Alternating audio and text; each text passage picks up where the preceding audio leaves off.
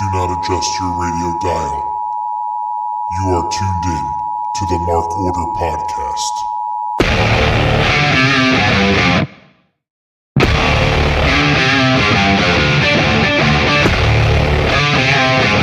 Join the Mark Order.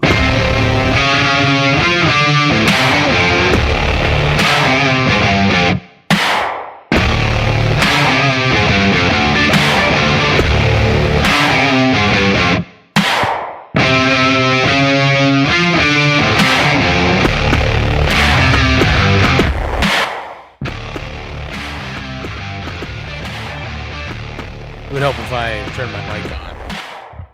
It's a millionaire Matt move, Ryan. Turn my mic on. It happens. Hi everybody. It's Wednesday night. At this point, you really should know what that means. It's not even a thing anymore. You should just really know it's Wednesday night. It's the Mark Order Podcast. Here with the two live crew, two for me to two for you. It's AntMoney and Ryan Schlong on a Wednesday night, here to party. We're here to have a good time. We're ready to have some fun, talk about wrestling, talk about other bullshit. You know. How you doing, Ryan? I'm good. It was a great show, so I'm in a good mood.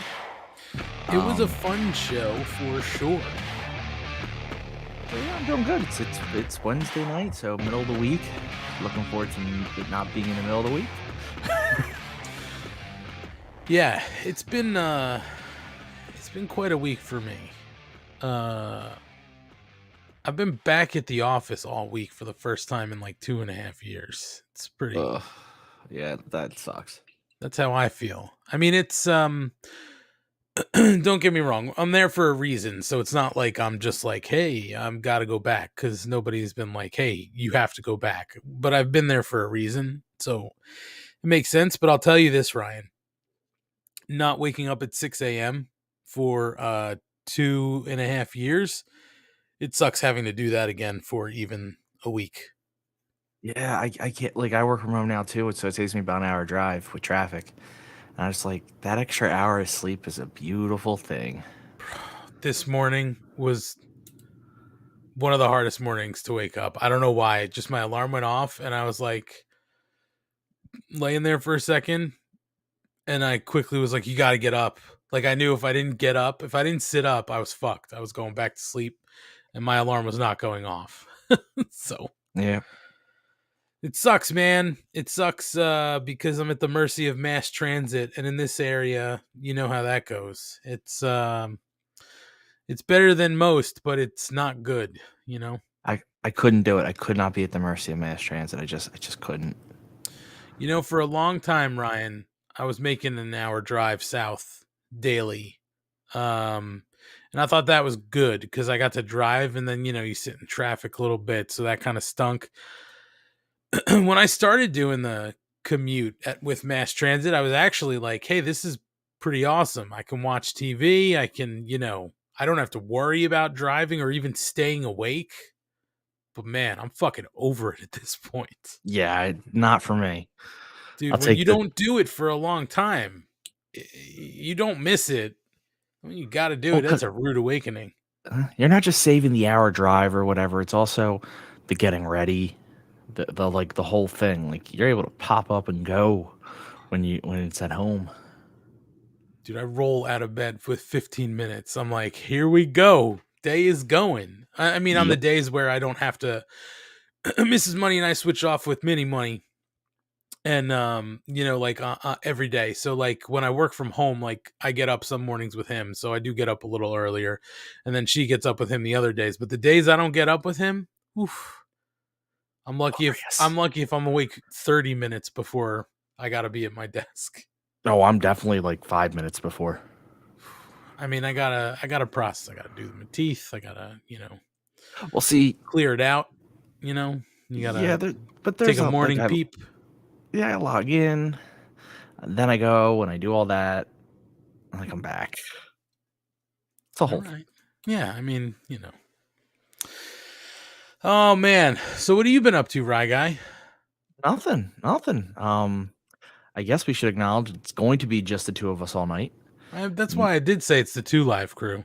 I know, but the last couple weeks, Kate has come late, so we want to tell people she will not be coming. She needed a night off. I think if anyone's been following her, knows a little rough for her this week. People are assholes. That's about as much as I'm going to say because it's not my place to talk on it. So I think it's fair she gets herself a night off, especially from the podcast that doesn't actually pay her. So I could at least understand that. You kidding? You're not getting paid. Everybody else is getting paid. You're the one who's not getting paid. Oh, the fuck!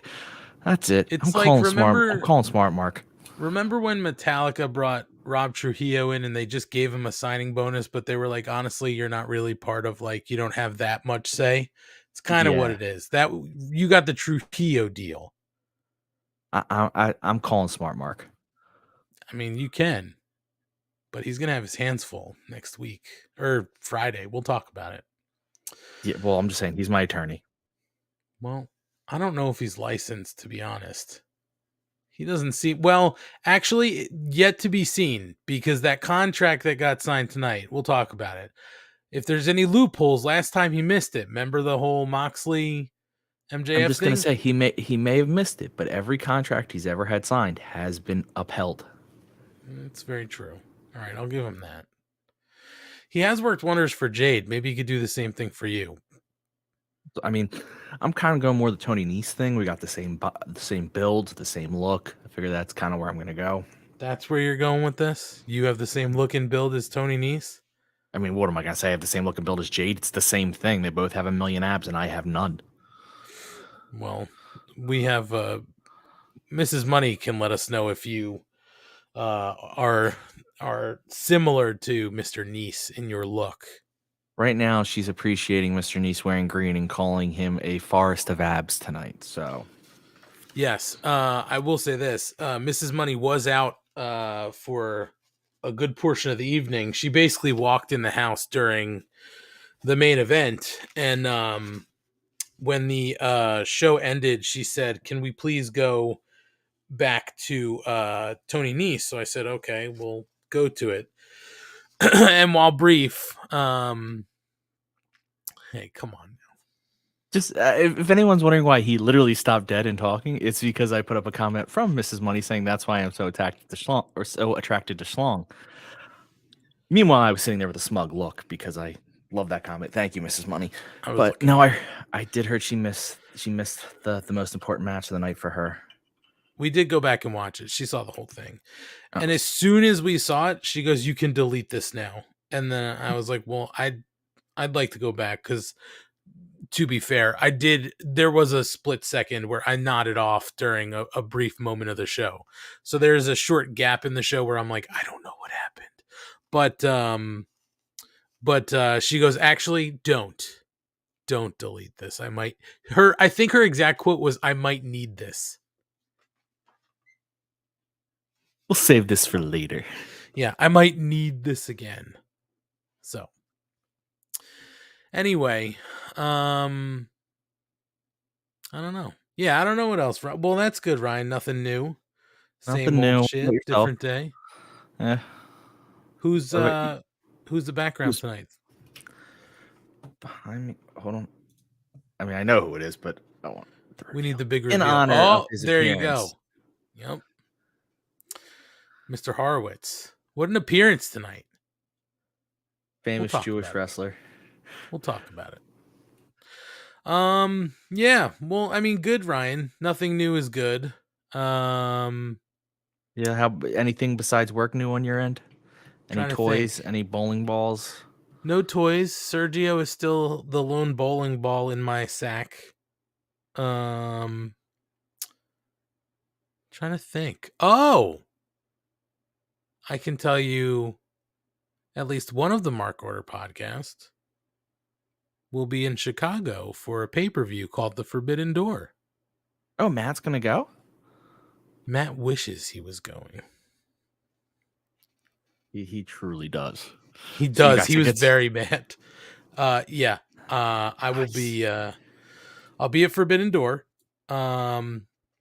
So we've got that coming up. So obviously, if people are going to be there, they can hit us up and we'll figure out where we can meet and greet. The rest of the crew will not be in attendance. It's just me. I'll be there actually with the doctor, the good doctor.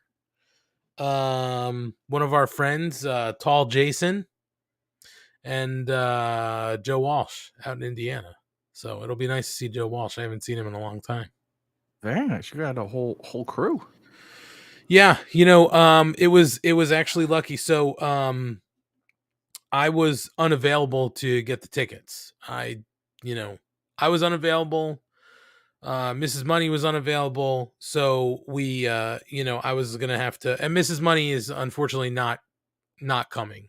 But when we were trying to figure all this stuff out, we knew that we would not be able to get the tickets, so we were going to have to rely on somebody to get the tickets. Now, as much as I rag on the good doctor, Ryan, he's actually pretty good at getting goddamn tickets. I don't know how. Yeah, he's gotten us tickets to almost everything. He's really good at getting tickets and in good areas. He has really good luck. I have shit luck.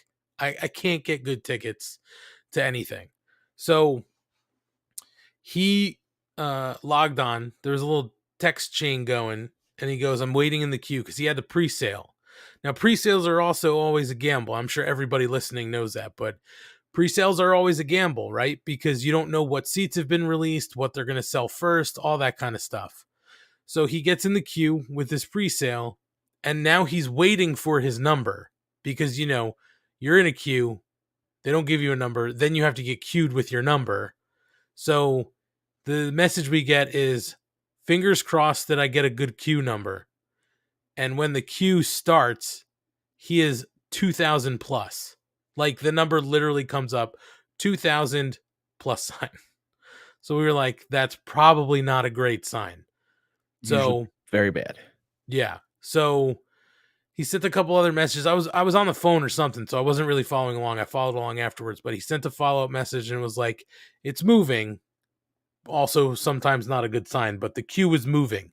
So he was able to find some tickets, but he goes, hey, these are like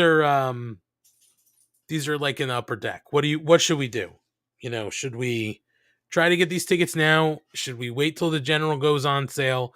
Blah, blah, blah. And I think he was following some Twitter account that was telling people what the status was for tickets and what was for sale and all that kind of stuff, right? So I think what he had seen was that a good portion of tickets were already gone, and a lot of it was sort of like the upper deck.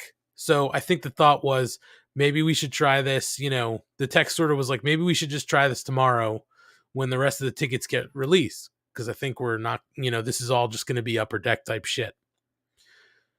And then I don't know, somebody was just like, well, maybe we should just get them. And if we get them and then there's better seats tomorrow, like we can sell a set of tickets or something like that. Somehow, Ryan, he wound up with tickets in the middle tier. And on the ring post, middle tier of, middle section of the arena. So not in the upper deck, not in the lower bowl, but right in the middle on the ring post. The ring posts in AEW square though, right? Not rounded. Yes. Okay. Sorry. So he wound up actually getting pretty good tickets, and I have to say, they weren't like, I was ready to have to shell out some money, but they weren't that expensive. I think they wound up being less than 100 a piece. That's not bad at all. No. So, but the funny thing is, and to anybody who's never been to an AEW show, you should definitely go. They're a lot of fun, and they're definitely worth the money. But honestly, I don't think I've paid a ton for AEW tickets to any show we've been to. And, you were with us in Atlantic City. Those were really good seats. Those weren't really expensive tickets. Those were like $50 or $60. I don't think they were like 90. No, those were good seats, and they were very fairly priced. No, I mean, they're cheaper than I've spent on my Flyers tickets. They're cheaper than I spent on, I don't have Sixers tickets this year, but then what I traditionally spend on my Sixers tickets. So that, I mean, not to be, but what I spent, but like That's fairly priced. I mean, I'm talking tickets to games that are regular season, and this is a pay-per-view coming around. Yeah. Well, that's my trick to getting good seats has always been just pay. So when someone finds a way Yeah. to not do it, I'm thrilled because I'm let me rephrase, I go to the Flyers. I don't go to a lot of other things. And before this podcast, I would never have gone to a wrestling event. So when I did go to certain things, it was like, all right, I'll spend the extra cash because it's going to be my one every 5 years. Now Right. I've had to reconsider that because we've gone to more things. And I'm like, uh-oh. But yeah, the middle tier is great. I mean, wrestling is middle tier is good for wrestling because of the setup. It's the ring, like the way they elevate the ring a little bit above the rest of the crowd below it, so you got a good view of it. So that's damn. Burr got fifth row off the floor for 70 in St. Louis. So I got distracted with pricing. Yeah, their tickets are just like really, I feel like affordable compared to, if you looked at tickets in the same area for other stuff, you're definitely paying more. Even for a concert ticket, I feel like in that seat you'd pay more, Yeah, I know. for an arena show. But from what I was listening to, listening to Sean Ross Sapp's show, The Listening Your Boy Day, and they said like it's $1 million gate. So even fairly priced, they're making some money. Yeah. I mean, Which just goes to show you how greedy sports owners are, by the way. yeah, it's I mean, but even other stuff too, right? Like, to be honestly, we took baby money over to Monster Jam a couple weeks ago. And dude, it's just such a scam, Ticketmaster overall, because with all the taxes and convenience charges and fees and all that other bullshit, I paid as much as I would have for an additional seat that I bought. It was just as much as buying a ticket.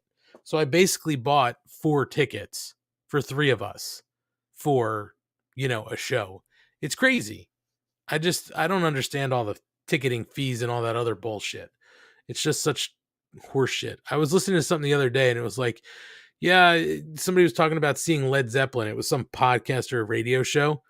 And it was like, yeah, I saw him at whatever venue. It was something like a garden, right? And I had floor seats for like $12. You know what I mean? Like, that's just crazy.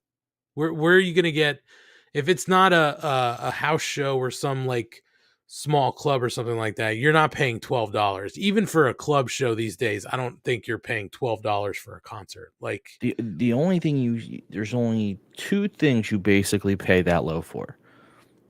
Indie anything, like truly indie, where like it's like $5 admission because they just need someone in the door, or when a sports team is really, really, really, really, really bad, and once again they're just trying to get you in the door, that hoping you buy something at concessions.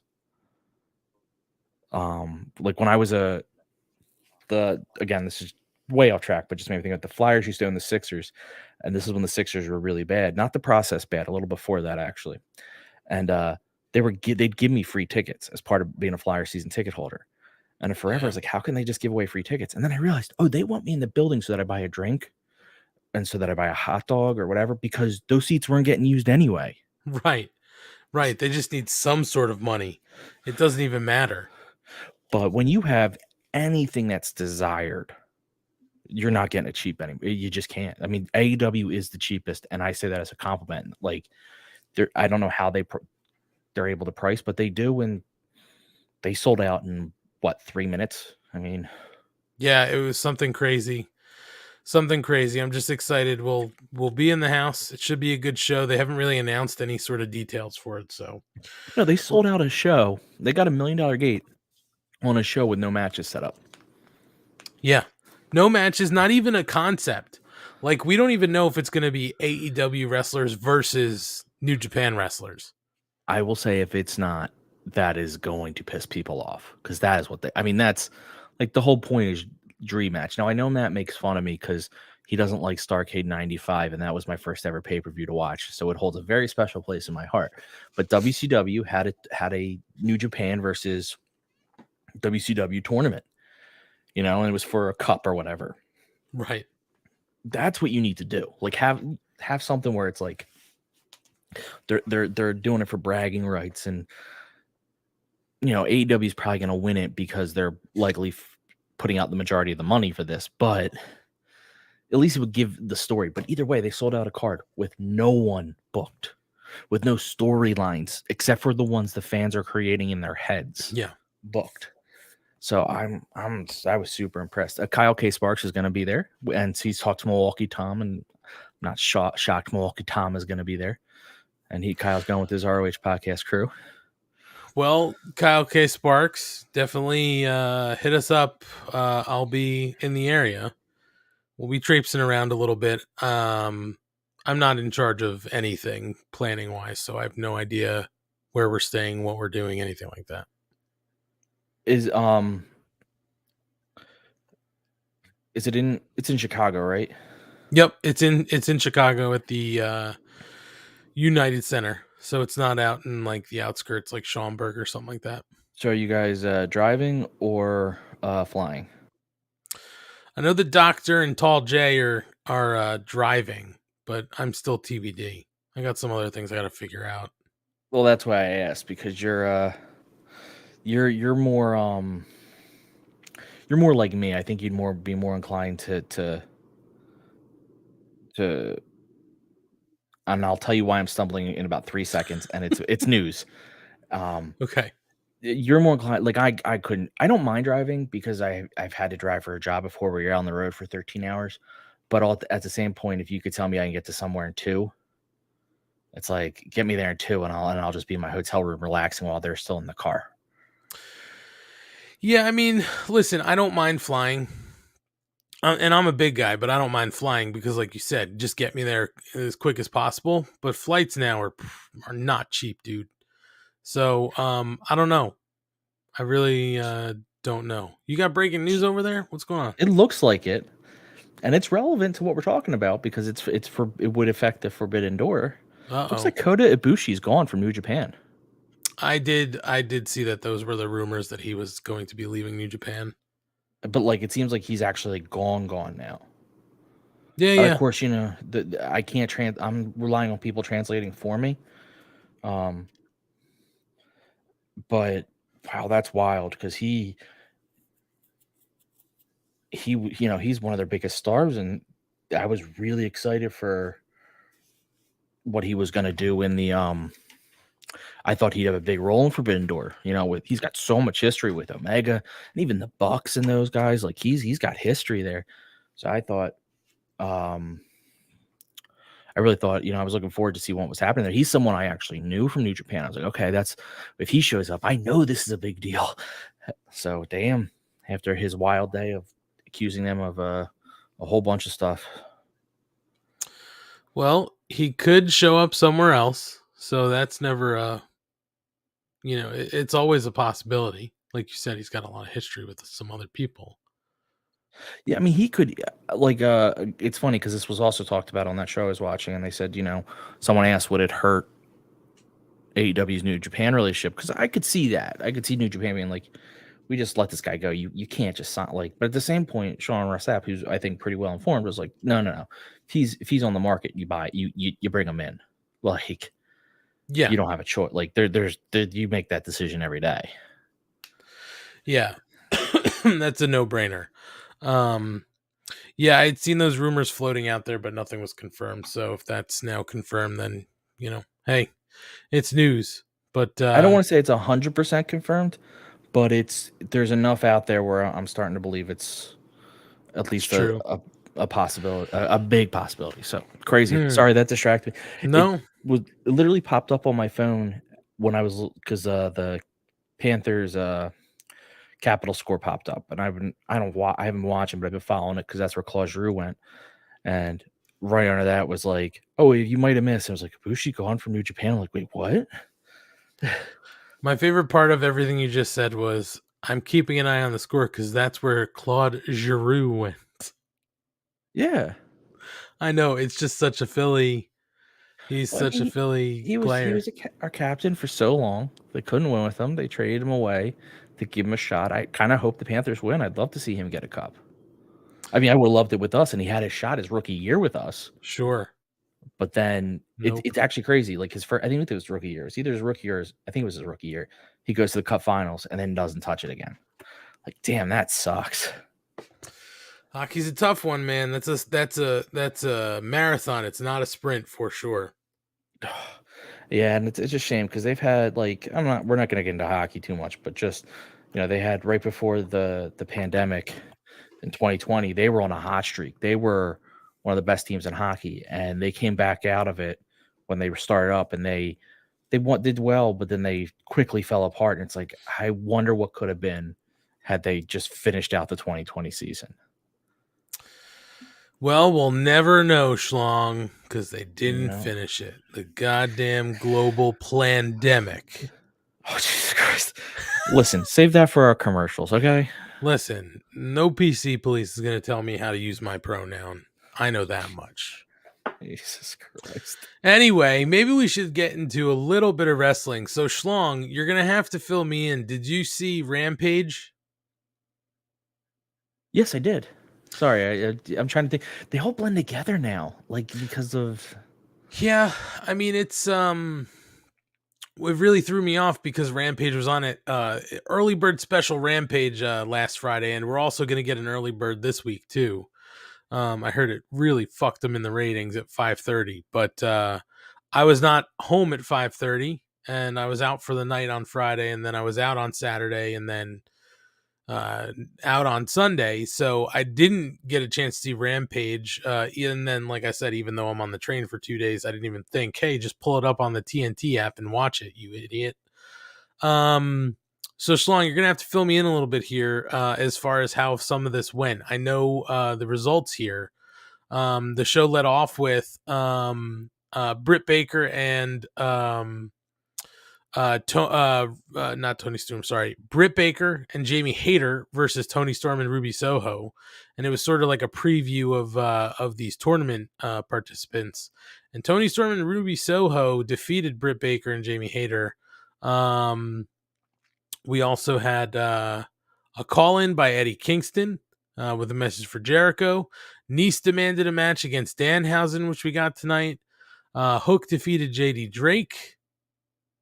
Let's see, we got more Danhausen and Hook. Riho versus Yuka Sakazaki in a qualifying match for the Owen Hart Foundation tournament.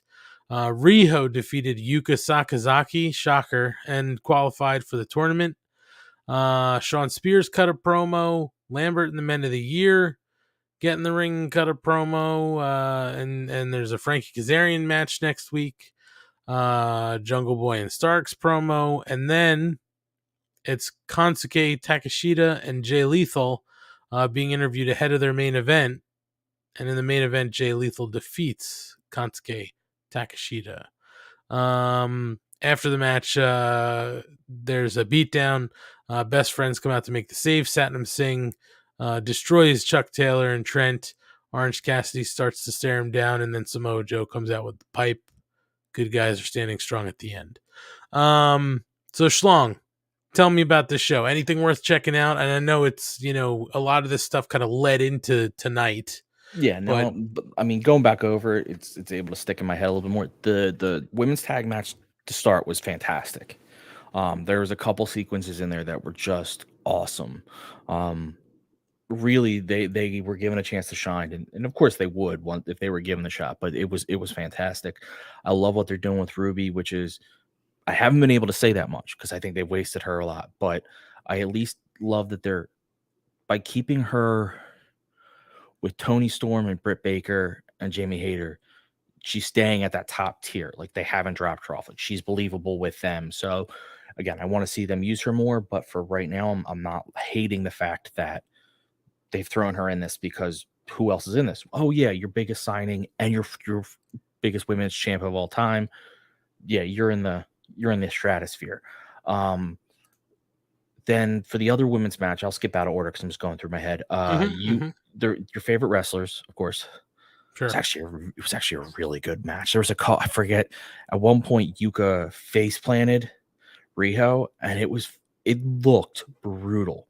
Like it wasn't even like a move. I don't know if it's designed to look that brutal, but it just looked like one of those moves where I'm like, I don't know how you land that and not get hurt. It was really good. And those two can go. And to me, that has always been the frustrating thing about the Joshi girls coming in is that when they're given the chance, they do so well, especially together. There just has a big consistency in letting them, like Yuka's Riho, even like they're here, they're gone, they're here, they're gone, they're here, they're gone.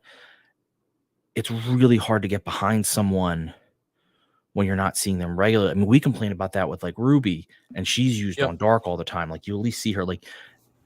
So these two delivered a great match, but when will I see Yuka again? Like that sucks. Like I want to see Yuka again because.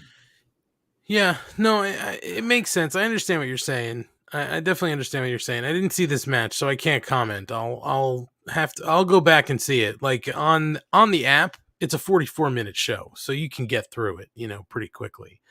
I will say this though, and I didn't see it until honestly today. I just missed it, but last week after the episode aired, I guess a user on YouTube, Cabbage Sensei, wrote to us. He said, "Hi, Anthony. While I admittedly don't watch Joshi wrestling outside of AEW, which is something I should really fix, but I already watch/listen to so much wrestling related stuff.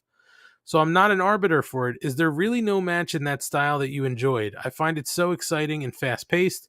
I regularly remember how good Deeb versus Riho match was, and that was a pre-show match with no build-up.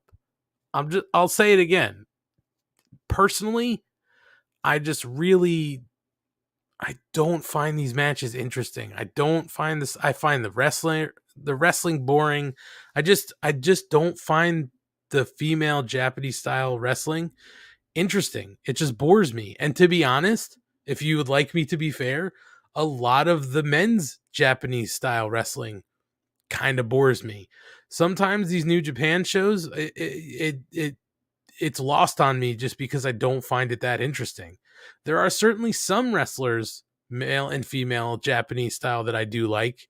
If we're talking about guys and girls who are here in America on a larger scale, I like Shinsuke Nakamura a lot. I wish they'd use him better in the E. I like Asuka a lot. I wish they would put her in a better position in the E, and it sounds like they are at the moment, but you never know.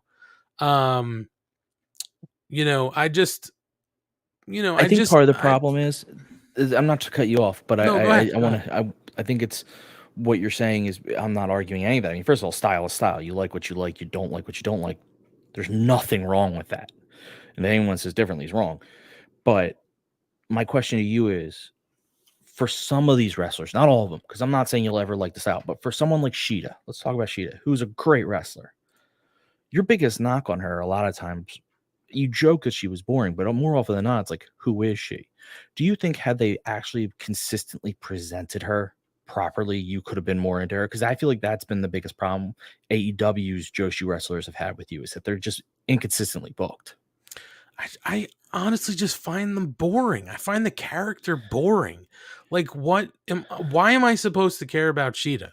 I don't, you know what I mean? That's kind of my point though. Like they haven't, like, they expected you to like her just because she could do some things in the ring. Whereas you're saying, okay, one, maybe not my style preference. And two, I know nothing about you. So why do I care? So that was my point. Like if Shida had been given proper vignettes and proper builds and stuff where you found out who she was and what she's about, my feeling is, I'm not saying she'd be your favorite, but I at least think you'd be a little more in on her. Whereas right now it's like, okay, I don't necessarily like your style and I know nothing about you. Yeah, I mean, I don't know. I'd have to maybe if I saw more, fine, but I just feel like they'd have to develop her so much more. You know what I mean? Like, and it's just, I don't know. I don't know. There's just something that I just don't find interesting about a lot of these Japanese women wrestlers. Asuka wasn't developed when Asuka was in the very same, and this is going to be a compliment to WWE or AEW. Asuka was not developed when she came over to WWE. Shinsuke kind of was, but not really. And they built them up for an American audience for you integrating styles and using the best of both worlds to be people that you like. And it's like AEW, you got to do the same thing. Like the biggest thing I have, the biggest problem I have with the E around them is that they feel like they can't ever speak on the mic. And it's so funny because I was flipping through last night the dial and I came across NXT. And I didn't even stop. I just was going through and I heard somebody speaking, and it was a female wrestler, must have been from Scotland, because she had a heavy brogue or whatever, you call that Scottish accent. I couldn't understand what she was saying, and I think she was saying her name. It made me pause because it just sounded ridiculous. But for some reason, they won't let Asuka talk for herself. And I know she's not, she doesn't maybe know a lot of the language, but come on, there's got to be something you can do to let her speak for herself. And I'll give credit to AEW for letting some of these guys do that, and girls do that. Yeah. And if they're really not that good to the point where, like, I'm actually annoyed they didn't let Sheeta talk more. Sheeta could talk English fairly well. Like, Yep. it's actually kind of annoying. Agreed. She should have talked a lot more. But if you're actually struggling, you're being like, listen, they just don't talk it well enough where we feel like you can get a coherent promo. One, I don't necessarily agree. I think it's always fine when the person comes out, says a few words in English, then speaks, Japanese or Spanish, because you see it with Mexican wrestlers all the time. Mm-hmm. But there's another way, which AEW did tonight and actually did on Dark this week, which I really appreciated. You can do a pre-taped interview or pre-taped vignette and use subtitles. They did it tonight with Sanjay. They actually did it with Jorah Joel on Dark, and it was very good. And it's like, so if you don't think, again, I can't, she is going to have to be gone because she can talk well. And they've done it with Andrade too, by the way. Yeah. If you think Yuka can't talk, we'll say Yuka, because, okay, maybe she really just can't speak English. One, you have two choices. You either get her someone who can, a manager, which I'm perfectly okay with, or two, you do pre-tape vignettes, and they can seem like they're live interviews, but they're just in the back where you've edited it, and you do subtitles. And I'm okay with that too. It's just insane to me that, not even saying, I just don't know. They wanted these women to be super successful in the company, and they didn't do anything to help that along. I guess is my point. Like, there are things you can do to get them over, and then let the wrestling shine. And listen, you will never be in on all of them because the wrestling isn't for you, and that is not again. There's some wrestling out there that's just not for me, and it's actually really good wrestling. I just don't like it. That's the beauty of this. But that being said, there's things in there that would have at least made it slightly appealing to you, and they did nothing to do it. Right. Real quick, Asian Joe asked a question, and bear with me because I have a long response to both of these questions.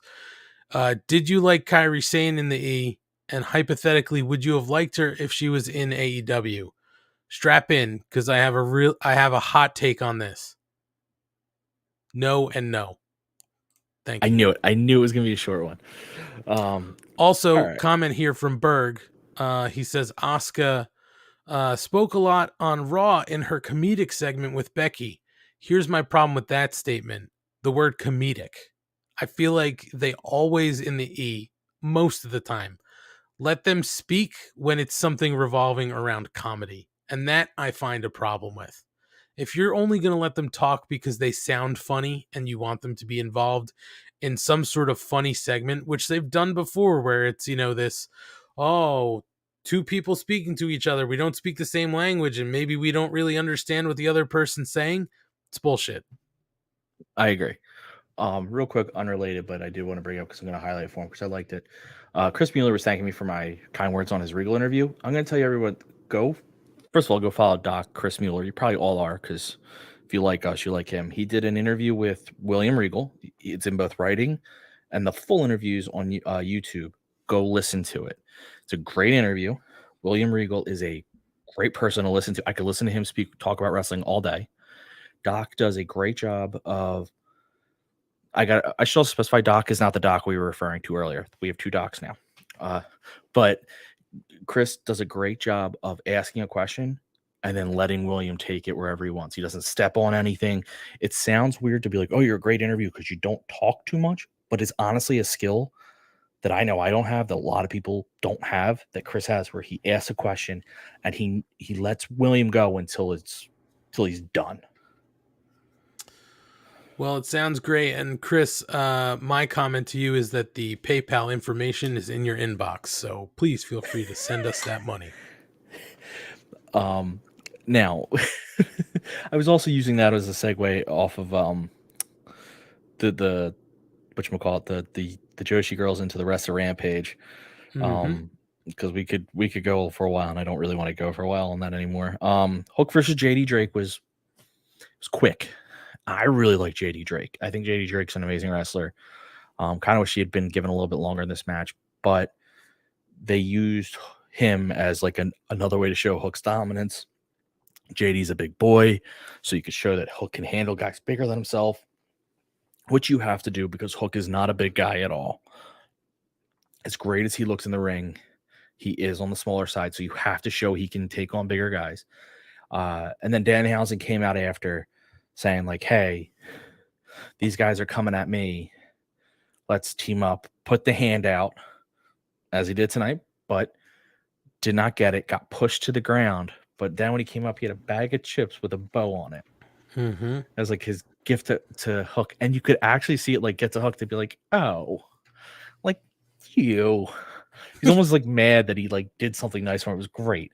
So that comes into play tonight, but that was a really good segment. Not a lot more needs to be said on it. I'm going down the list we went over. They're definitely laying the seeds for Scorpio. Well, Scorpio's face at this point. Yep. But they're definitely laying the seeds for him to go for him to be betrayed by Ethan Page. You could just tell. At one point, Scorpio looks at Dan Lambert and goes, because Scorpio is now going back to defending the belt a lot, which is great. But Scorpio looks at Dan Lambert and goes, and you got to put that belt away, which is where it was supposed to go to begin with, about the one he wears around his waist.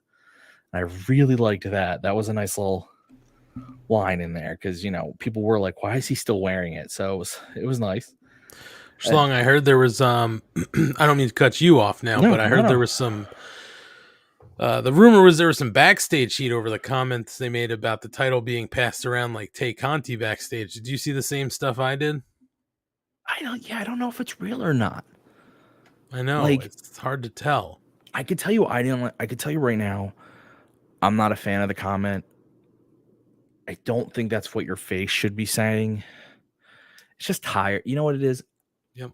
I'm not going to pretend anyone's above any kind of comedy. It's just a tired comment at this point. Like, you know, that joke has been made a million times, and almost in recent years, mostly by heels. In the past, it was faces, but then it went back to heels. So it's just a weird thing to be like, I don't know if the drama, the quote unquote drama behind backstage is manufactured or not to like drive up more interest in the storyline. I know, because they're kind of not rebooking it, but kind of rebooking this on the fly. Because even Tony Khan went on and said like he was so happy for Sam. He went on I think it was wrestling. It could have been something else. Yeah, it was wrestling with Brandon Walker, and he was so excited for Sammy and Tay to be together, and he was so happy for him that he thought the fans would be happy, and he just misplayed it and did not realize they would not be, and therefore he's had to change how this all kind of played out. So I don't know if things like drama in the back is part of like the revamp. Like we got to get this back on track. Let's it's just like I said, I can understand I can understand the comment annoying everyone. I can understand the comment annoying a lot of people, even if Tay was okay with it, even if it was her comment. Because people could be like, because like Marky Mark just said, it's the lowest hanging fruit. And it really is. And at some point, it's not only the lowest hanging fruit, it's the most commonly used. Yep. Right? I agree. And it's just, it gets annoying. It can almost just get like, first of all, it gets annoying because it's just I don't, such a stupid comment, but also gets annoying because it's like, at some point, just be better, be smarter, be more intelligent. Right. And then Gordon Post asked, did Jericho call Stephanie a trash bag when he was face? He did, and that's what I mean. It used to be heels said it about women, and then in the late 90s, early 2000s, when the world was in a weird spot and Aunt and I were growing up, suddenly the faces were the ones saying that shit. But then the world kind of got righted again to when back to heels saying it. So it's been a weird trajectory. But either way, there's a lot of things you can insult Tay Conte for, and within the wrestling world. I'm not talking about really, but within the wrestling world, you don't have to say it now. You don't have to go that route. But they're definitely setting up that Ethan Page is going to portray Scorpio Sky, and I am going to fake be outraged when it happens, but loving every second of it because that's a feud I am very excited for. Oh yeah. And then your main event, the match was good. Jay Lethal and Takashita are great wrestlers. I hope with Japan basically being open again, you see guys like him come across more and have some kind of runs in the company because he's very talented. The brawl after was the brawl after. I think this is the problem with big guys, especially ones who you're trying to protect a little bit. I don't find it interesting. I don't find that style of beatdown interesting personally. Two guys running, get beat up by big guy down. That's the show. And Al Joe put him, didn't put him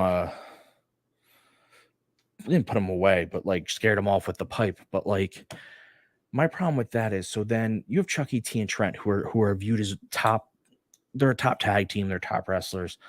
So when Satnam Singh goes to wrestle anyone, how is he ever expected to lose if two of the top wrestlers get taken down in 1 second? Like, that's why I don't like that style beatdown. I just think it sets up.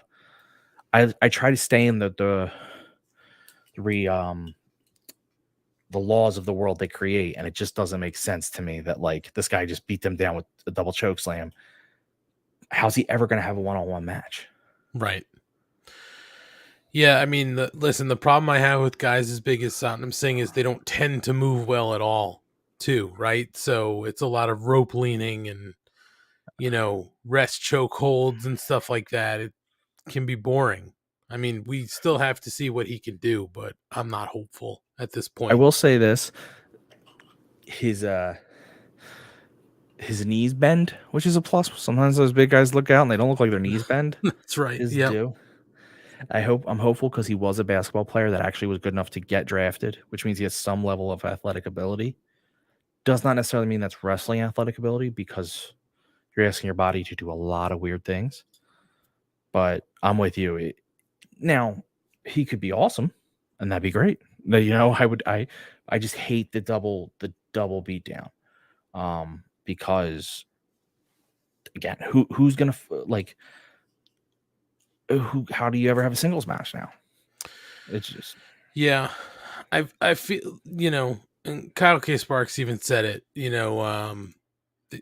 feel like this is stuck in neutral, and I agree, and I'm not sure why maybe they're not like pushing the gas a little harder on this. Maybe they were hoping that this could play out on Ring of Honor television or something like that, right?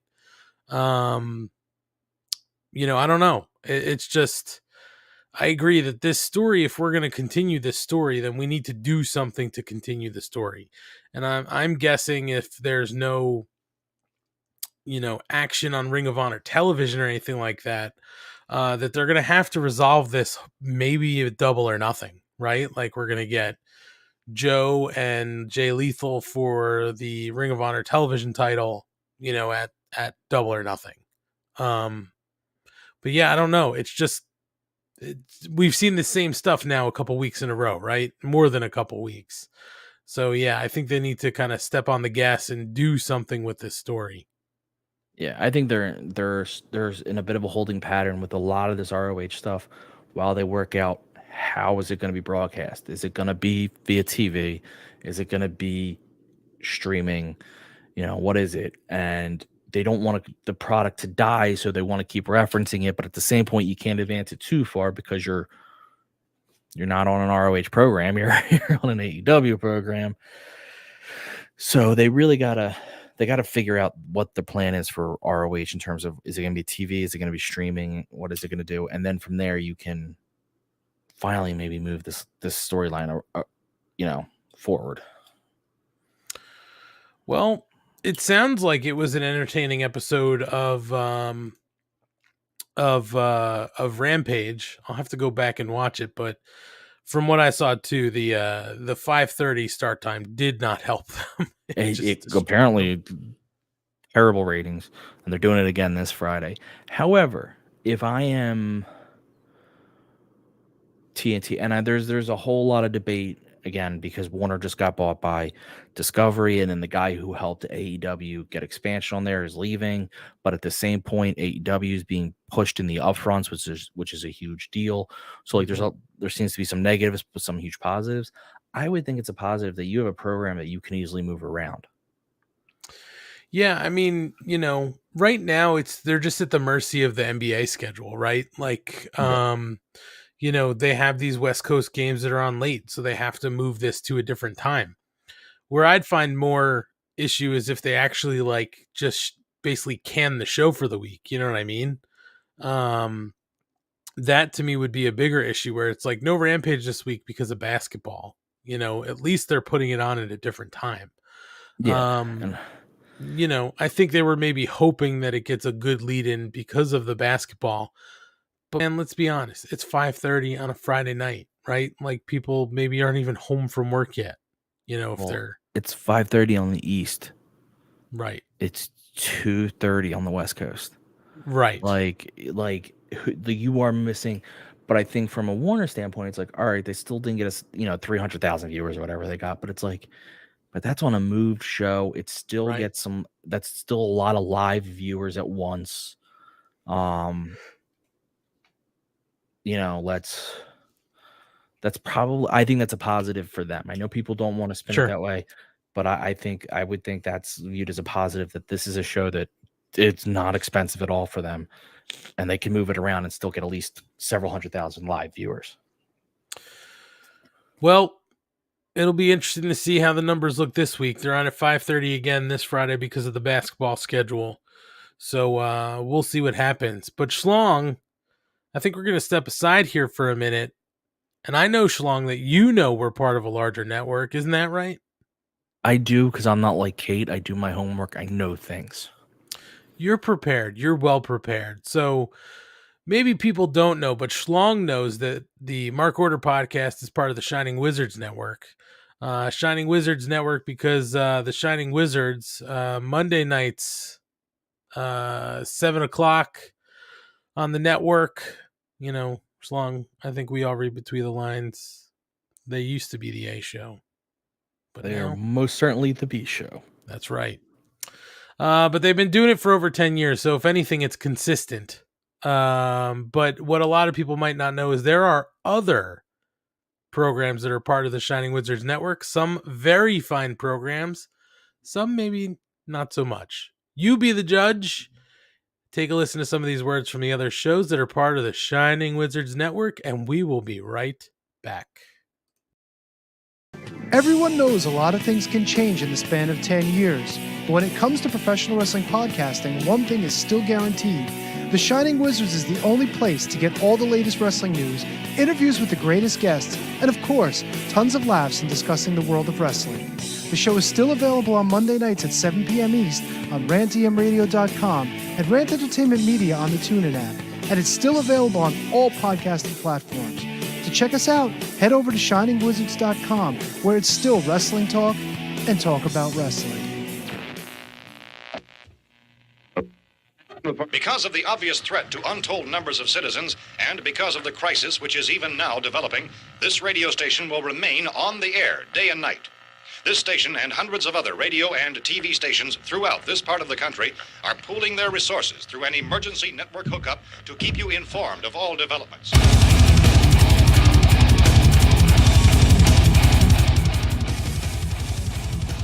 Horns up, everyone. When on the Shining Wizards Network, be sure every Friday to check out Radioactive Metal.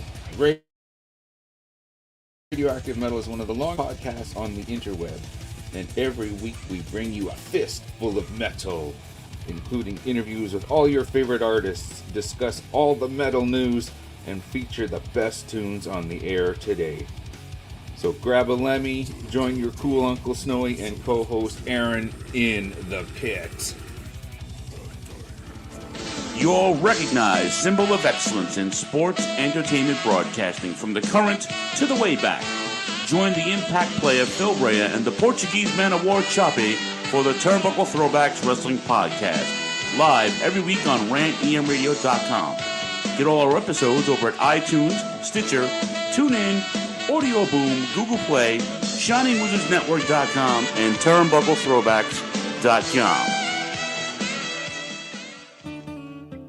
Are you tired of being told what to think and believe by Hollywood elites and politicians who just don't care about you? Tired of not getting the truth when you watch the news? Tired of trying to figure out what pronoun to use? Tired of mob mentality when all you want to do is think for yourself and make up your own mind? That's where we come in. This is Justin, And Vince. your host of Inconclusive Breakdown. We are a weekly anti-PC podcast bringing you entertainment and current event news without any spin. If you want to truly stay informed on what's going on in the world, then give us a listen every Sunday, anywhere you get podcasts, at least till Zuckerberg and Twitter Jack deplatform us.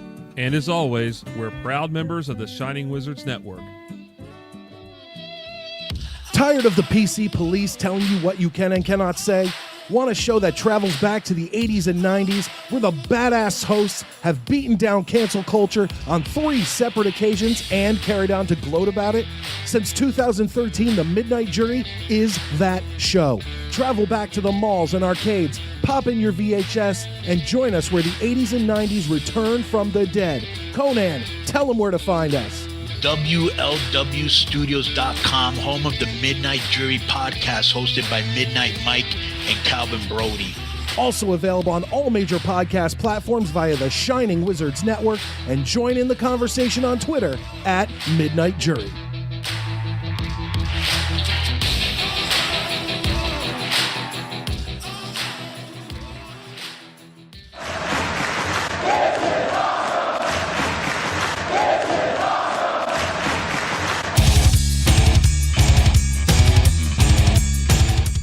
What's up, wrestling fans? You want something awesome?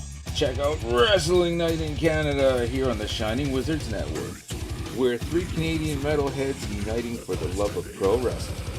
Every episode we go over all the latest news and special events with the odd unique interview as well. So grab a cold one and check out Wrestling Night in Canada, eh?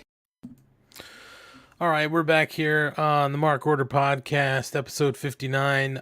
Before we move ahead, I do want to remind people, Ryan, they can follow us on our socials at Mark Order Pod, Instagram, Twitter, TikTok, Facebook, YouTube, all the places. But if you're connected on one of them, you can hit our link tree in our bio, and you can find all of our social accounts linked there, so you can follow us on all of them. And you can also submit to get some free stickers, some free Mark Order Podcast stickers. We are still sending them out, folks. So if you would like some free stickers, please click the link tree, hit the button, give us your name, your address, the country that you're in, and I will be sure to send out these stickers free of charge. We know the real narrative, Ryan. They don't cost you anything to get. Just send us your address, and I will take care of everything else. You're on mute, Ryan. You're talking on mute. Oh boy. Turn that mic on. He keeps telling me you charge for shipping. I don't charge for shipping. I take care of the shipping because that's what I do. That's not what we Kate do. says. Well, if you believed everything Kate says, then I don't know. Would you jump off a bridge, Ryan, if Kate told you to? I was wondering where you were going to go with that one. I had nowhere to go. I'm very tired. All right, so then I'll let us move along. We're going to go quickly over the rankings. Not a whole lot of movement here in the power rankings.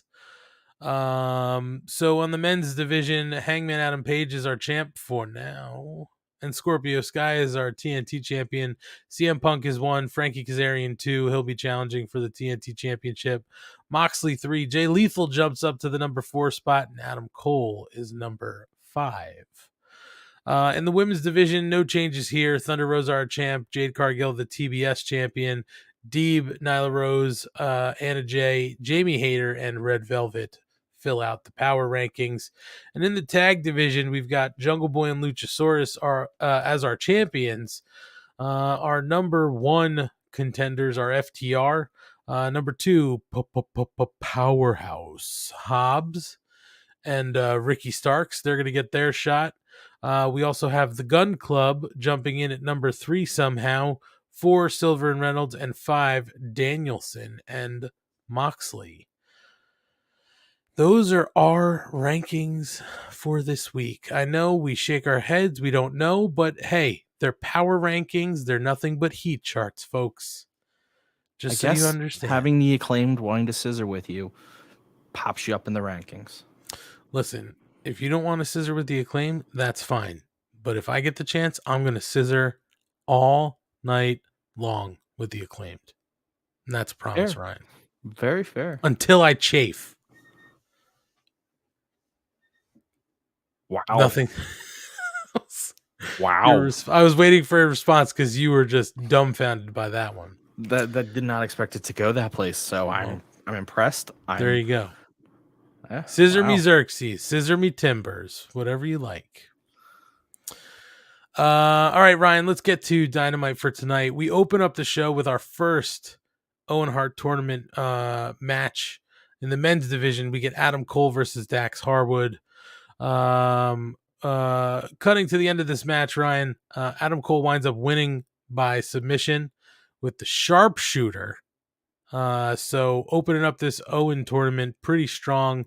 The Hearts were also in the house tonight, so that was pretty awesome to see this tournament open up. Schlong, I thought this was a fun match, and Dax just continues to show you he can be a singles wrestler if he really wanted to be. But you know, I think this match ultimately went the way we thought it would go, and the way I think it needs to go. I think a lot of people out there think Cole's going to win this whole thing. What did you think of the match? Match was fantastic. Yeah, Dax could easily be, if he didn't love tag team wrestling so much, he could be a huge single star anywhere. I mean, he's got the personality and the in-ring ability to pull it off. The result was, I don't think, ever going to be in question. You know, you don't have Adam Cole fall out unless you're prepared to push Dax as a single wrestler, which why would you? You're not going to have Adam Cole leave the tournament that early on. So it's not a bad thing that the results were never in question, because what the hell? I'm trying to phrase this properly because I just feel like, did Adam Cole not have that sharpshooter on great? It's debatable. Didn't look great. It's debatable.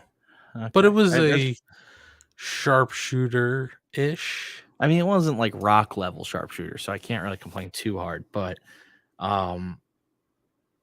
it was a great match, and I think Cole is probably the favorite to win all this for obvious reasons. I mean, biggest name, you know, has the maybe. We don't know. Oh yeah, but I just think has the most to gain from winning it. So, but great way to start off the show. What a great match. What did you think? Yeah, man, it was fun. I mean, like I said, Dax, you know, over these last few weeks has really shown you. And listen, I like FTR as a team. I think both Dax and Cash can go. Dax has always been my favorite of the two. I don't know. There's just something about his style and the way he is in the ring that I love watching him wrestle. Cash is great too. Again, I love them both together. But Dax to me has always seemed to be a little bit more of the standout. So getting to see him wrestle as a singles here in this opening match of the tournament, also knowing how much, you know, Owen and Brett and the Hart family mean to them as a tag team. It was great to have him in this match. A lot of fun, really good opener. I wasn't sure where this match was going to go on the card, so to open with it is a pretty hot start. So yeah, I enjoyed this a lot. Suggest if people didn't see this opener, you go back and check it out for sure. Yeah, knowing the result won't ruin the match. No, match was fantastic. Moving on from this, we go to CM Punk versus John Silver. Hangman Adam Page joins the commentary desk for this match. Punk also coming out in his Islanders jersey, as well as Islanders, inspired gear.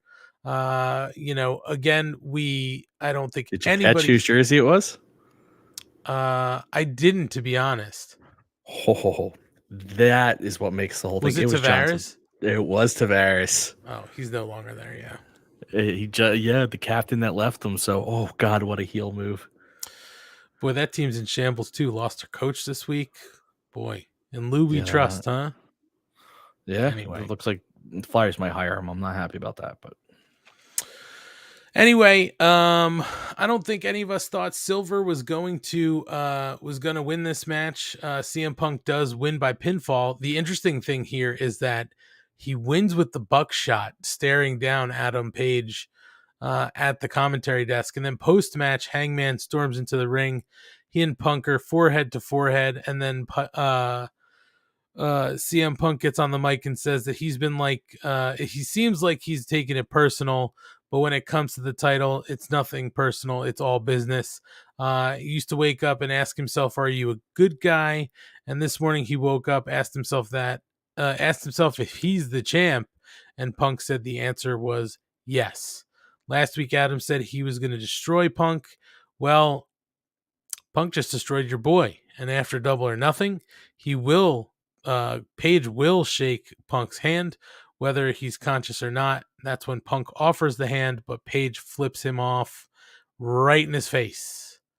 So we're building to this match. It's very hard to tell, Ryan, who is the heel, who is the face. When you look at things like Adam Page flipping the bird and not accepting a handshake. So it's weird. It's like a reversal of roles here a little bit, but still a pretty good match to open up this build to the pay-per-view with both guys in the house. And we're going to see sort of the opposite next week with Adam Page, in action and Punk on commentary. So we'll see if maybe Adam Page hits the go to sleep. But what'd you think of the match, Ryan? Match was really good. John Silver's an underrated wrestler. Yeah, he's so funny, but he can go in the ring, and Punk is obviously Punk. But I think the match is pretty much irrelevant because of everything that happened afterwards. I'm with you. I don't know I guess Punk. They're kind of setting this up as Punk being the heel. This being it's all business for me, and I woke up feeling like the champ. That's kind of float back into the arrogance of Punk. Like when Punk is, from what I know, when he was heel, there was a lot of arrogance to him, and this feels like an extremely arrogant wrestler at this point, which isn't a bad thing. And maybe it's that the story, I don't know if they'll tell the story or not, but if they're gonna go with Punk as heel and Hangman as face, but you're trying to explain why Hangman is the way he is, maybe Hangman's the one who sees it. Maybe Hangman sees that Punk is, this arrogant prick, and yeah, other people have seen it too, but Hangman's one of them. So you could tell that story. I'm not complaining that it's kind of ambivalent because I just like that both guys aren't. I kind of sometimes like when both guys are, playing up a character and you're like, who is who and what is what, because so many times it's pretty cut and dry. This is the face, this is the heel. So every now and again, it's nice. Well, they are steadily building to Double or Nothing with this match, and then coming up next week with Page in action. So it'll be fun to see what happens. We do get Britt Baker, DMD, Jamie Hayter, and Rebel backstage being interviewed. Britt talks about how she and Hayter are going to dominate the tournament, but Shivani does mention that they could face each other down the line, and it's quickly, hushed. So again, we're kind of building to the match with Jamie Hayter later. And then we go into what some people in this house would call the match of the night. Danhausen's debut, on television versus Tony Nese. So Schlong, I guess Danhausen's leg is perfectly fine. He's going to be in action, and it is, it is a quick one. Nice, as some people in this house might say, was a vision in green and made quick work of Danhausen with the running knee. Post match, Smart Mark Sterling gets on the mic and rants about Nice embarrassing all the internet meme wrestlers and demands that he hits another knee on Danhausen, especially after mentioning that Nice didn't get a ring entrance, but Danhausen did. As we're ready to give the third knee to Danhausen without a pad, Hook comes down to make the save. That's when Danhausen offers a handshake. Schlong. Hook accepts. We're getting Hookhausen, baby. Boy, are we, and there were chants for it. Crowd is very hot on Hook and Danhausen. So a lot of fun to see the post-match stuff. I mean, obviously the match wasn't really anything here, but all the intrigue comes post-match long because, like you said, on Friday night, we were kind of maybe setting up this alliance, but nothing was set in stone. And now looks like we've got a full-blown sort of alliance between these two. Yeah, we do. So the match was quick, clearly. I mean, I think it's the quickest match in AEW history. But that's okay because it's Danhausen. He's never gonna be one that you build up on like the strength of awesome wins or whatever. He is his character gets. For a company that's extremely wrestling based, he is almost the opposite in a lot of ways. His theme was perfect. I don't know what it was, but it was awesome for Danhausen. It was silly and goofy. I'm gonna have to go back and listen to it. I also like though that he didn't lose in a fair fight. He got distracted. He got hit from behind. He's rusty. He hasn't wrestled. Like you can excuse what happened, and I'd love that. But the moment where Hook comes out to save him, and the crowd is chanting Hookhausen, Hookhausen, Hookhausen, and he shakes his hand. That's the emotion we love in pro wrestling right there. They're over, and they've done nothing. It's amazing. Man, and that's what was so great about Danhausen getting signed, right? Is because he doesn't need to do anything. No. He's just over. Well, you know what it is? He doesn't, and he does, because he does everything on the internet that he would need him to do, and he does all the sideshows for him, and he's always in character on the vlogs and stuff. So, like, he is someone who very much lives by the motto of like, I will do everything myself to get over, and it's worked. And I'm glad that Tony Khan, Tony Khan's got his issues booking sometimes, but one thing he's very good at, and it's actually sometimes it's to a detriment because we've had some wrestlers complain about it, but he lets wrestlers be who they are. And in Danhausen's case, that's what you want to happen, because he's just coming out like he leaned into Hookhausen right away, his facial expressions. And truthfully, I think Hook needs this a little bit, because what were you going to do with Hook for a little while? You're still kind of bringing him up, and you want to be careful with him. Yeah, no, I agree. I mean, they're trying to be careful with Hook, and I think that the match we're going to get coming up with Hookhausen, Hook and Danhausen versus Smart Mark Sterling and Tony Nese, we're going to, we'll see a little bit more out of Hook here. He's never been involved in a tag match, so maybe we'll get to see this play out a little bit and see some of his growth. So should be fun. All I know is that the fans wanted it. The fans got it. Hookhausen is here for now to stay. We go to commercial, Schlong, and we're into our next segment, which is the contract signing between MJF and Wardlow. Wardlow is again escorted to the ring, around all security, with his handcuffs on, and the giant screens behind him were set up to say, "Boo Wardlow." So the fans were definitely getting that direction, as this was an MJF house. And MJF makes his entrance after we get a mock Dark Side of the Ring video package about the betrayal of Wardlow on MJF in the dog collar match. If you did not see that segment, that video, you should certainly go back and watch it. But Schlong has in his background tonight Barry Horowitz, because he did make an appearance in that video package, which was fantastic. And MJF eventually makes his entrance, grabs the mic. He starts talking about how great Long Island is, and that he wants Wardlow to sign the contract, but he's going to let him speak first because he's the better man. However, he wants the fans to know they should not, wink, wink, stand up and boo Wardlow loudly every time he goes to speak into the mic. And of course they do that. But Wardlow gets the details of sort of what he's got to do. He's got to take 10 lashes by MJF, very Cody Rhodes-esque. Also, Ryan, very fun to hear MJF say Cody Rhodes, and then what? You don't want to talk about 2024? Well, neither does the guy in the back. It was just so perfect. I think Ryan, I had said it a few times where if he just continues to talk about his contract coming up in 2024 until like that date gets close, I think that's hilarious and I welcome it. I know some people get very annoyed by it. I think if it's sporadic, it's funny as shit. I think if it's all the time, I would get annoyed by it.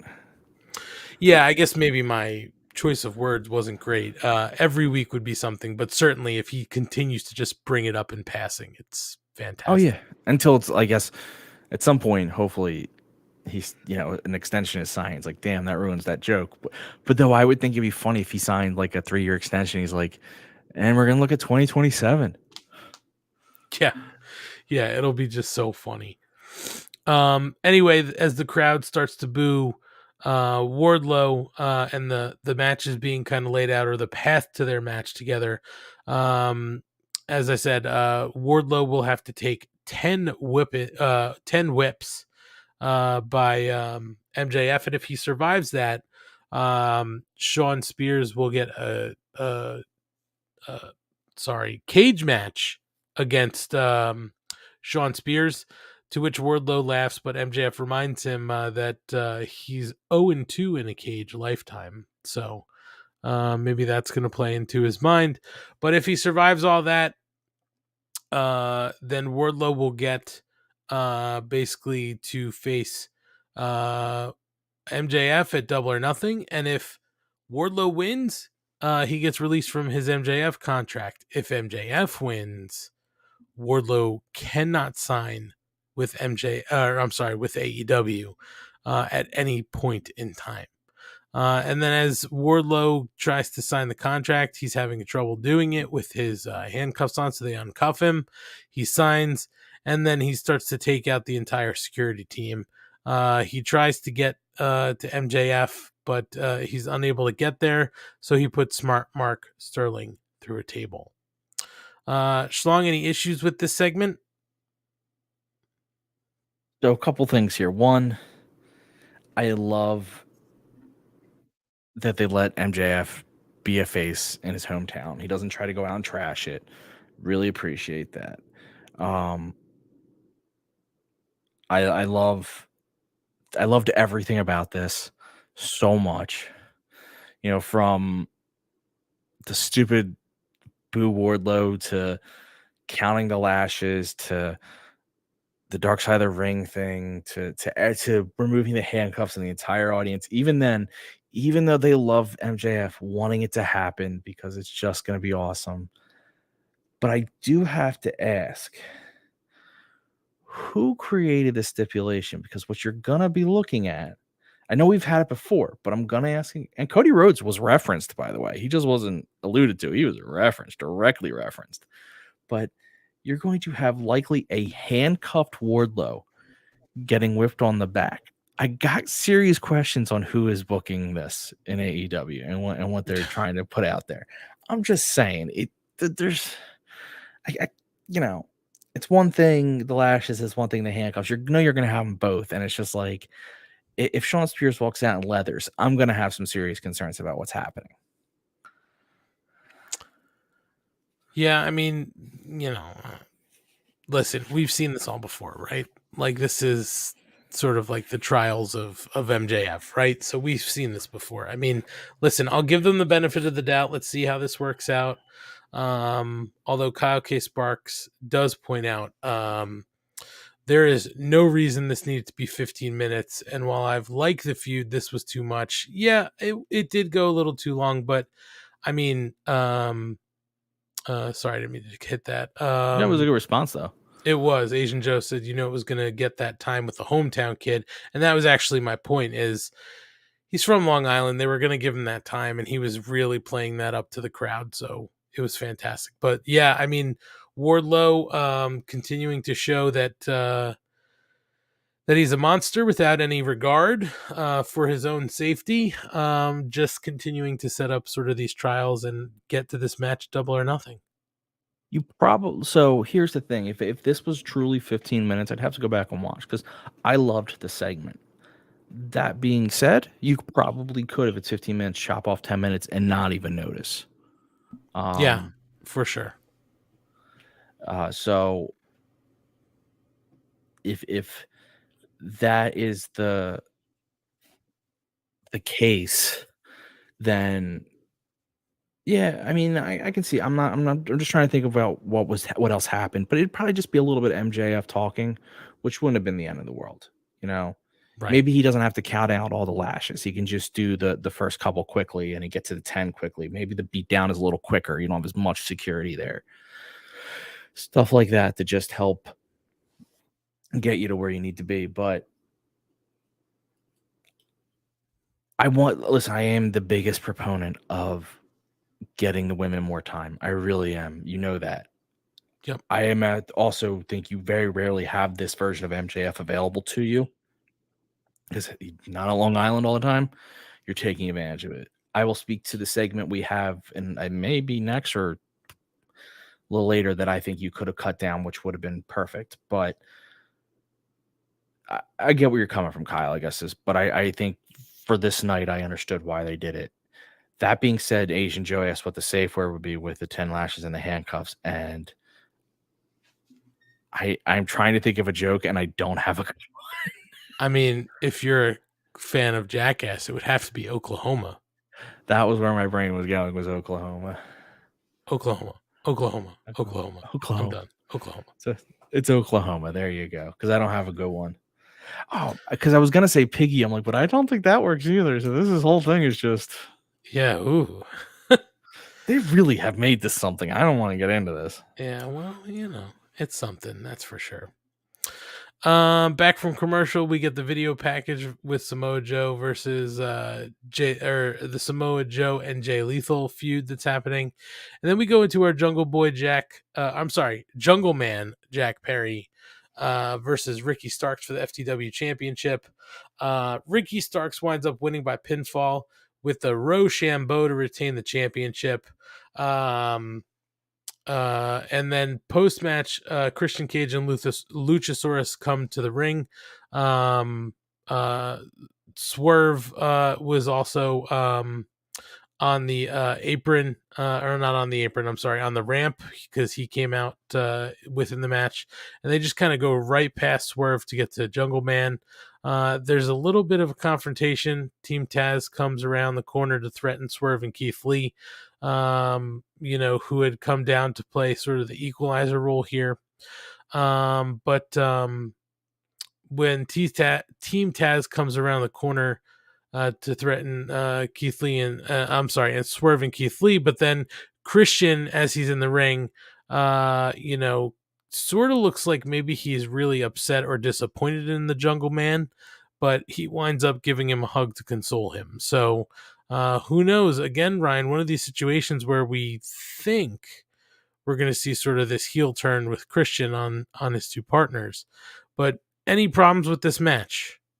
Match-wise, no. Match was great. Those are two fantastic wrestlers. They worked really well together. I love both guys. I wanted both guys to win. So it was fantastic. I actually like,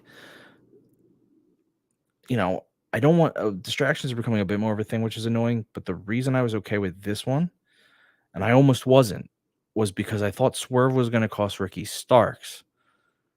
And they were setting that up. But to have Swerve cost Jungle Boy was a swerve, for lack of a better word. And I was like, you know Right. what? That worked. That worked for me, because I was going to be pissed if he cost Ricky Starks, but to cost Jungle Boy, which I did not see coming because of the way they laid it out. I was like, you know what? You did it differently. And because you did it differently, I liked it. I also like the idea that you have like 3 teams feuding right now. You know, you have this, you have obviously Powerhouse Hobbs and Starks versus Jurassic Express versus, and then you have and then them versus Lee and Swerve. But at the same point, they didn't just walk by Swerve. Christian shouldered the shit out of them. So you're gonna have a little bit of that. And I do think I mean, likelihood is it's Christian going heel, which will be awesome. But if it's Jungle Boy, it's Jungle Boy. I will say the segment before this was Samoa Joe. Well, it wasn't really Joe, it was Sanjay and all them. That is where I would have cut out for more women's time. Sure. It wasn't, it was a couple minutes. It didn't add anything. Like, that's where it's like, okay, give them that few minutes, and you cut a couple minutes here and a couple minutes there, and suddenly you've given the women 5 more minutes. But yeah, no, that was fancy. That was a good match, and I love where they're going with it. Did you like it? I did. You know, I think that anytime we get to see Ricky Starks on TV is good. I love Ricky Starks, and I think he's a great wrestler. I just think he needs more television time. Listen, I don't think we thought that the Jungle Man was going to win this belt, but I do like the seeds they're sowing for Christian, possibly sort of turning on Jungle Boy and Luchasaurus. So we'll see how it plays out, but it was a really entertaining match. And then we go to commercial and come back with the Jericho Appreciation Society's victory speech. That's the Jericho Appreciation Society for over the last 9 weeks, #1 in sports entertainment. And they're basically talking about, you know, how they did what they said they would. They beat down, you know, they've humbled Santana and Ortiz and beat down Eddie Kingston. And Jericho continues to call himself a wizard. And that's when eventually Jon Moxley enters the picture. And as he's sort of outside the ring, Jericho says for him to take another sabbatical because there's only 1 of him and 5 of the Jericho Appreciation Society. That's when the Blackpool Combat Club comes to make their entrance, and also maybe try to make the save. But they still say, the Jericho Appreciation Society still reminds the group that, hey, you're still outnumbered. And that's when behind them, opposite the ramp, is Santana, Ortiz, and Eddie Kingston.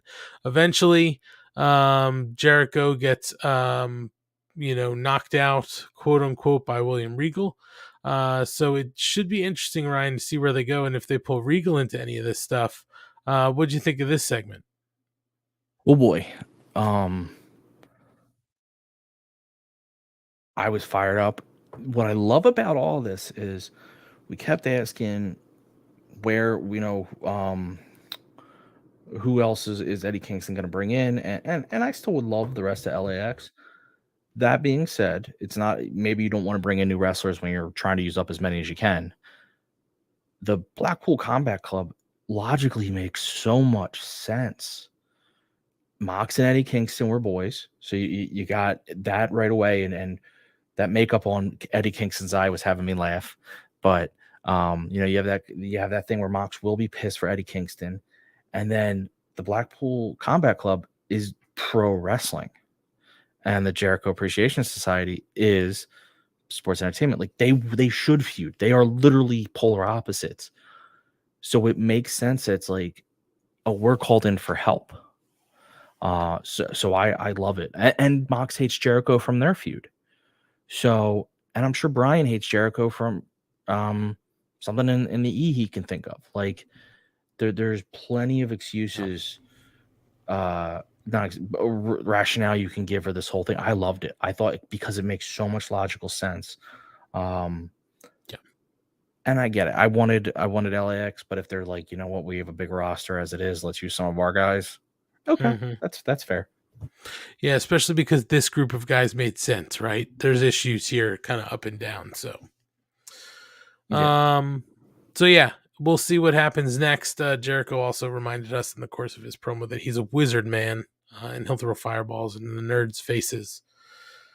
Schlong, we get to Jamie Hayter versus Tony Storm in the Owen Hart Foundation tournament first round match in the women's division.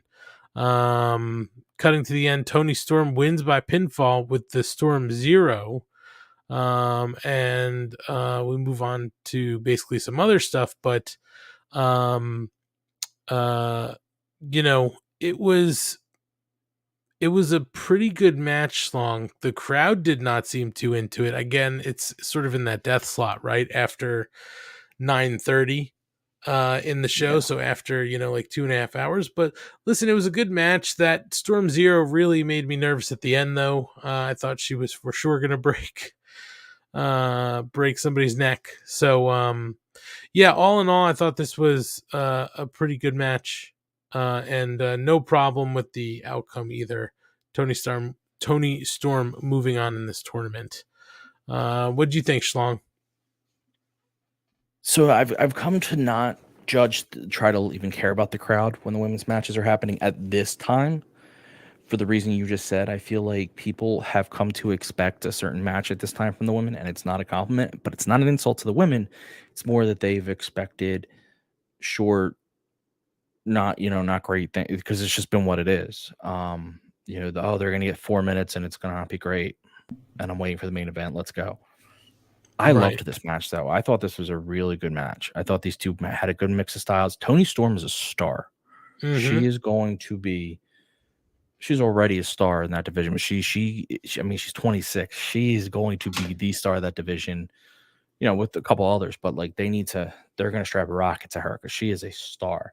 But Jamie Hayter's awesome too. So you're not, you don't have a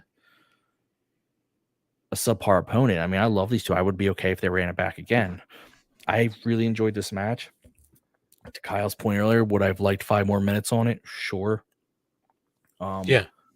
But they did what they needed in the time that they had. I think they had a really good match. I think this is a match where the crowd might not have at the time been up, but I don't think anyone in the crowd's like, I didn't like this. I think in retrospect, like, no, I really enjoyed that match. Right. Well, we know at least one of our competitors moving forward in the tournament, and that, of course, is Tony Storm. We get a couple interviews and promos backstage. Moving on, Schlong, I just want to make sure we get to the end here because I'm fading fast. I can tell that. Oh, my God. Darby Allin versus Jeff Hardy in the Owen Hart Foundation tournament first round match. They did announce late that this would turn into an anything goes match. So of course we get tables, chairs, all the likes. Cutting to the end, Jeff Hardy did win by pinfall with a crucifix pin.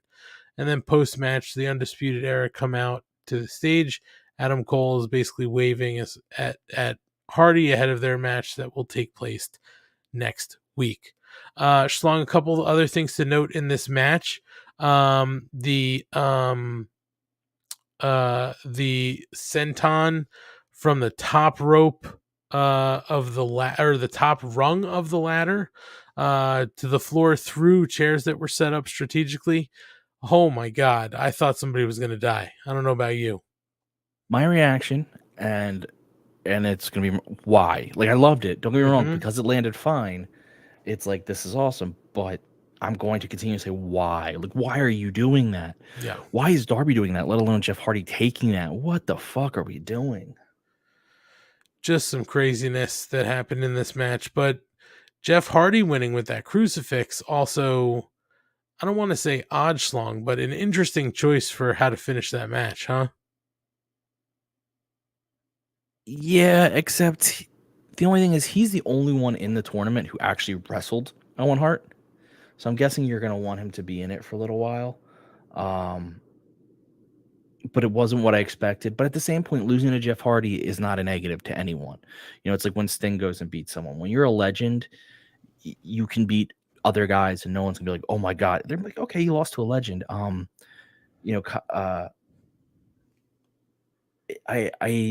Humphries chiming and saying he doesn't get the logic of putting Hardy over Darby. I think it is solely existing in this in this tournament logic. I don't think you can look at this to be greater logic outside of the tournament. And I think it's solely because Jeff Hardy is the only guy who's actually wrestled Owen Hart. And Kyle K. Sparks saying it was a stunt show, but not necessarily in the right way. Yeah, I think there were parts there I was like, we're going too far. Like when Jeff Hardy took his swanton onto the metal steps, I was like, what are we doing? Yeah, it's just like, stop. And then I'll wrap it up with this, just because you are fading, I can tell. It's all good. Jeff, Mark Quill is saying Jeff used the ladder to push into that pin, which made the finish really neat. I'll have to go and look at that, because if that's the case, I'm going to enjoy that a hell of a lot more. I didn't see that at the time, but that's just because there was so much going on at the match that sometimes I don't catch all that small stuff.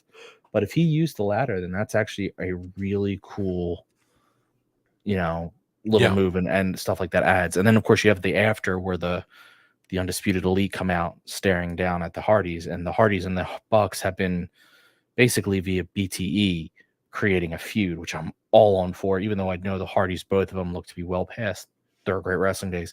I think they have a Bucks match in them that should be really good. For sure. I mean, they always rise to the occasion.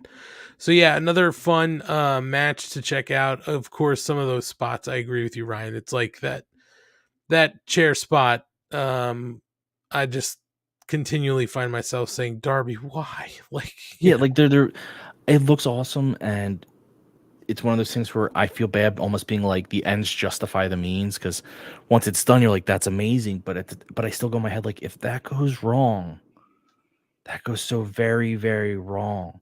And it's not like a table that's like there. Those chairs could easily move because Jeff shifts his body weight a little bit. They right. could bend. They're metal, where even if they're like sheet metal, they're still metal versus the wood. And then again, Jeff Hardy takes a swanton onto the steps. And AEW doesn't use super lightweight steps. We've seen that because when super strong guys like Nick Camarado go to lift them up, they're fucking heavy. Yeah. So it's crazy. There's a lot of, if you're looking for long-term logic in this booking, because I'm seeing it in the chat, I agree with everyone. There's not a lot there. I solely believe this is to keep the one guy who's wrestled Owen in the tournament. Yeah, it's going to be interesting. I think clearly now next week we're at Adam Cole, Jeff Hardy, in the tournament. So, we'll see kind of how that plays out, but I have a feeling it's going to be Adam Cole, a baby. Also, worth noting that next week they're calling it Wild Card Wednesday because we're also going to get Britt Baker versus her Joker, as well as Samoa Joe versus his Joker. So that is coming up next Wednesday. Schlong, before we kind of bring this into the station and wrap the show up, a couple of quick hitters to anybody who may be a fan of bad food and warm beer. Britt Baker and Adam Cole were on Bar Rescue this past week as John Taffer's recon group. So if you care about that stuff, definitely go check it out. Also some news that came out this week. A lot of people, I think, thought they were going to see Bret Hart pop onto television with AEW. He's pretty much said that he's happy he's retired and he's a home guy. There's not a lot he can do in wrestling. People say, what are you going to do? What would you do in AEW? And he's basically saying, well, what would I do? Referee, manage, a chairman, so he's pretty happy just, I think, being home. He also, the rumors were inked a deal with the E, but it's just a merch deal. So why wouldn't you sign that, right? He's also not going to be someone that tells you he's showing up until he shows up, because he very much still lives the kayfabe. For sure. A lot of news out there too. Well, a lot of speculation too about Claudio Schlong. He put up a Instagram post this week and said soon with a picture of himself, but I believe that's his coffee brand. So could be just looking to expand or launch his coffee brand. Good for him.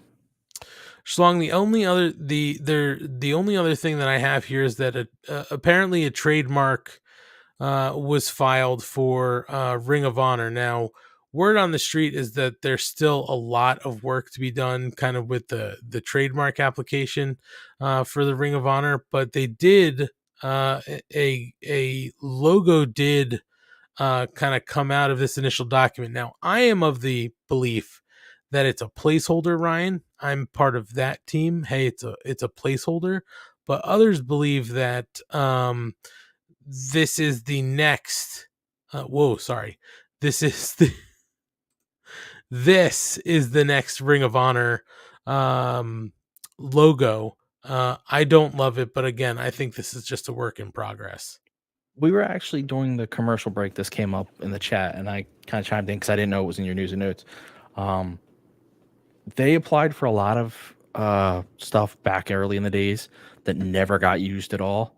So people are thinking this is very much in the same vein as that of like you have to put some initial concept art out there for certain reasons. I don't know the legalities of it, but there must be legalities there. I will say I pray to God it's not like this because it very much reminds me of like a supermarket logo. I'm going to the row, guys. Just very generic. Yeah. It's, not very exciting, but we'll see what happens. There's still some work to be done, I believe, with the trademark approvals. The only other thing I have, Schlong, and then we'll wrap it here, is that Tony Khan kind of went on an interview and said that he expects to have Grand Slam back in Queens, I think this year, but the hope is that they would do it as an ongoing sort of special show that they have every year at Arthur Ashe Stadium. That was such a cool experience. I think it would be great if they just continued to do that. Yeah, that place, while the line sucked for everything, the actual show itself was great. So they need to keep doing that. Yeah, for sure.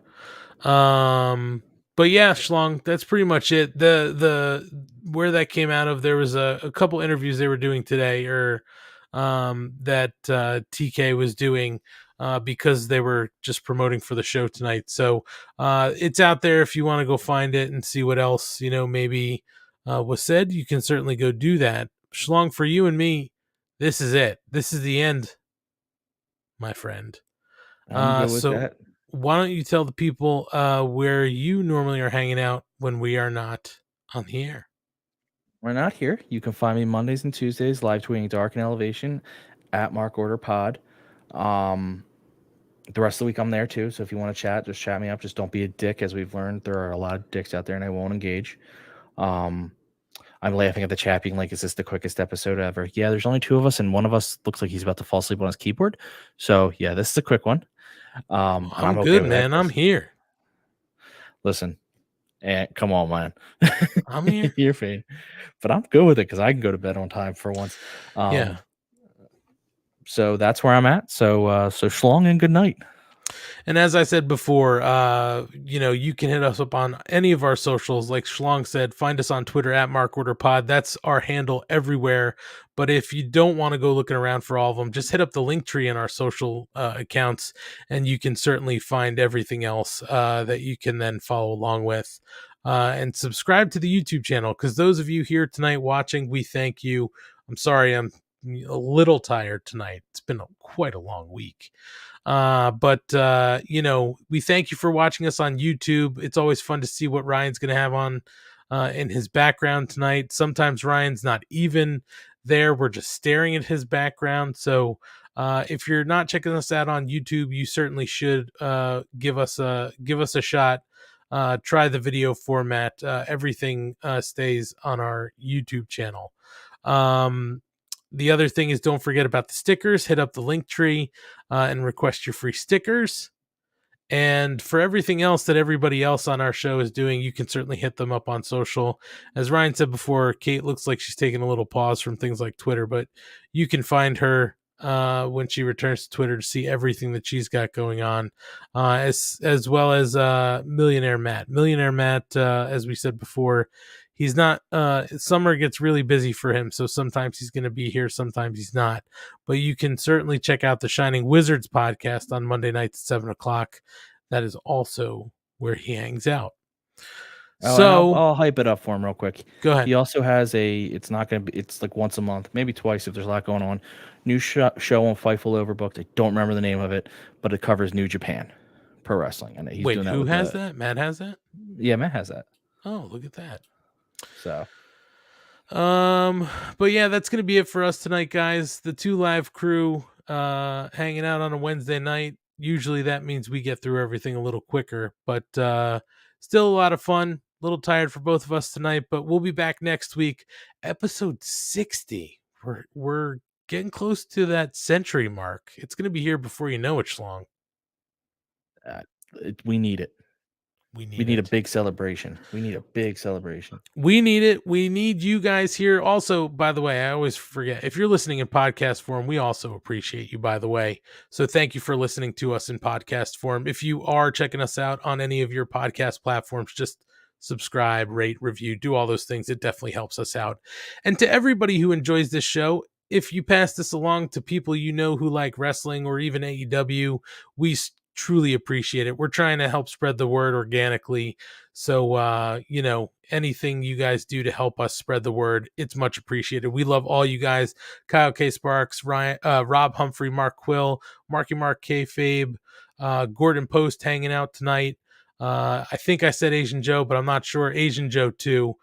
So thank you guys for hanging out. We'll be back next week, maybe with more of the crew. We'll see what we can get together, and you never know, Schlong, who might jump into to fill in when some of these other guys aren't here if we have the notice. So certainly we didn't have a lot of notice tonight, so if we knew, maybe, but probably better off we didn't. True that. But find us next week. Schlong, always fun. Thanks for hanging out with me tonight and everybody else. So we'll see y'all next week on the Mark Order Podcast.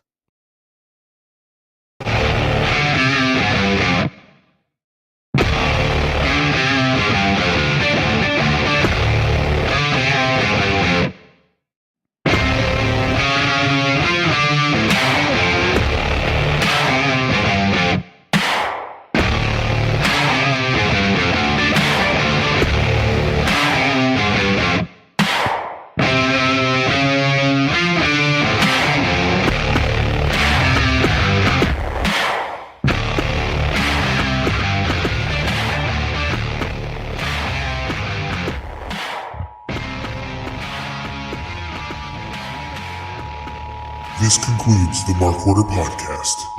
We now return you to your regularly scheduled programming. Join the Mark Order.